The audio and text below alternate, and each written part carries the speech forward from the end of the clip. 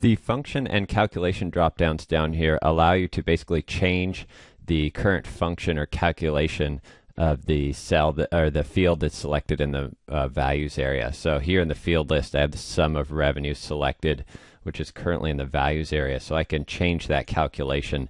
If I wanted to see the count, that'll change this to the count of revenue, or I could see the max, something like that. So that'll just quickly change that calculation type in the values area.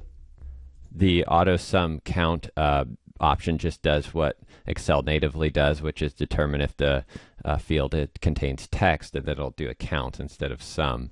You can also use the calculation drop down to choose any of these percentage of calculations here, like percentage of total.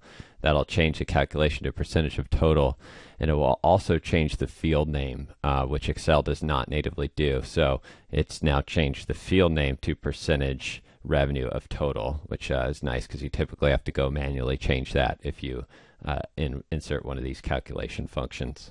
Now, if you're working with a field that's not yet in the values area, so for example, I have my quantity field here. If I have this field selected and it's not in any values area in the pivot table, and you choose one of these options from the list, that'll automatically add it to the values area and also apply whichever calculation you chose, and then you can go down here and change the function if you'd like, as long as this field is selected.